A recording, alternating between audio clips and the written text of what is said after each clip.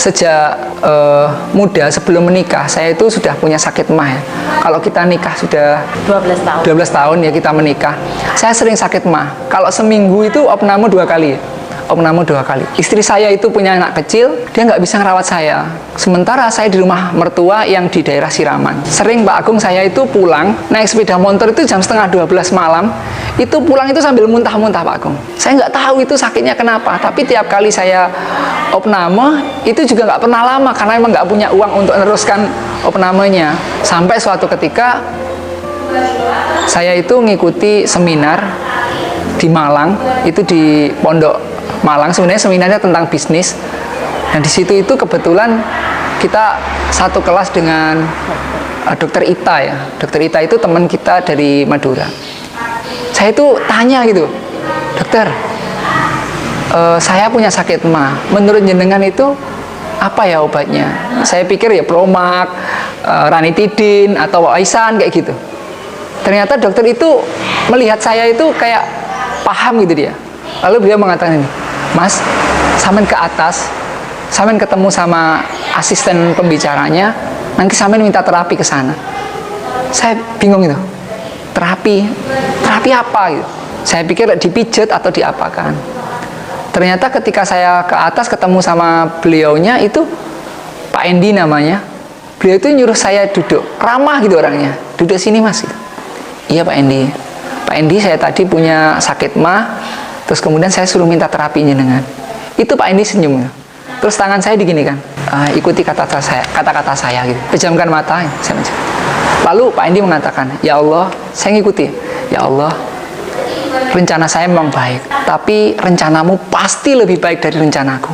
Ya Allah, keinginanku memang baik, tapi takdirmu pasti jauh lebih baik daripada apa yang aku inginkan. Ya Allah, aku ridho atas apapun yang engkau takdirkan terjadi padaku. Itu nangis saya. Karena seumur hidup saya nggak pernah mengatakan, ya Allah aku ridho. Ya Allah aku ridho, itu nggak pernah. Maka dari Malang sampai kemudian ke Samben, pulang ke rumah sini tuh saya nangis tuh. Sambil nyetir tuh saya bilang, ya Allah aku ridho, ya Allah aku ridho. Itu di hati, ya Allah aku ridho, ya Allah aku ridho, ya Allah aku ridho. Bener-bener ngeresep gitu. Pokok saya usaha harus ada hasil. Saya usaha hasilnya harus begini, harus sesuai dengan keinginan saya. Saya nggak pernah bilang, ya Allah aku ridho. Padahal yang terjadi di kehidupan ini kan macam-macam.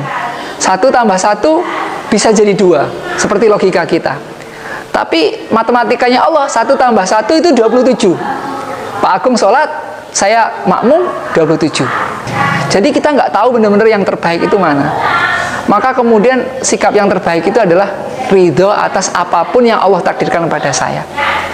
Mulai saat itu, apapun yang terjadi, ada rekan kerja yang keluar, saya bilang, ya Allah aku ridho. Innalillahi wa inna ilaihi rajiun. Segala sesuatu darimu dan akan kembali kepadamu. Ya Allah, berikan kepadaku ganti yang lebih baik dari apa yang engkau ambil. Enak, udah kita pasrah aja sama Allah, pasti ditata lebih baik.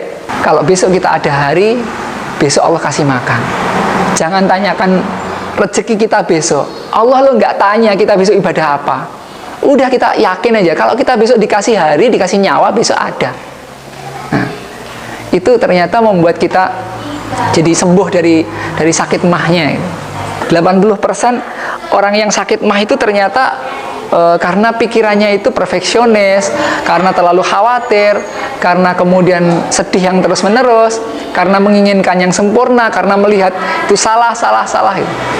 Kenapa saya bisa tahu semua itu? Karena saya pelakunya. Saya dulu begitu.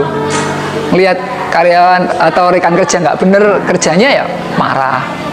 Kemudian melihat hasilnya usaha kita nggak sesuai, marah. Kalau istri melakukan sesuatu yang sekiranya nggak benar, marah. Gitu. Itulah yang membuat ternyata sakit mah. Mbak, direvisi yang ini ya, di sini yang di sini. Itu kalau dulu walaupun 7 kali belum sesuai dengan keinginan saya, ya saya marah. Tapi kalau sekarang, ya, ini udah Mbak, udah terbaik. Ini di Pak, kalau ini nanti dibenahi, ini nanti akan jadinya begini. Oh ya. Dia sudah memikirkan yang terbaik, maka tugas saya sebagai pemimpin itu kemudian juga harus berlapang dada atas usaha terbaik yang dilakukan tim saya gitu.